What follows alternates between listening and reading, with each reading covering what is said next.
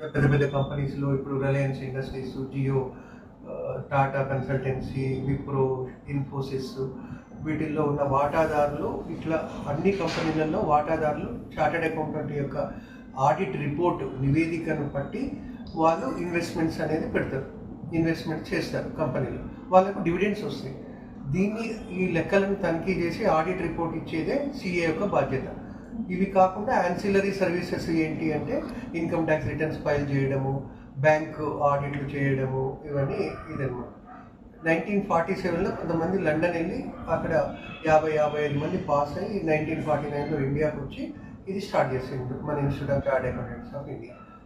నేను ఈ CA day సందర్భంగా మీ అందరికీ చెప్పేది ఏంటి అని అంటే, మీరు రిటైర్మెంట్ కార్పస్ ఫండ్ ఏర్పాటు చేసుకోవాలి. రిటైర్మెంట్ కార్పస్ ఫండ్ ఏంటి అని అంటే, మీరు సేవింగ్స్ను ఒక క్రమబద్ధంగా మంచి డివిడెండ్స్, మంచి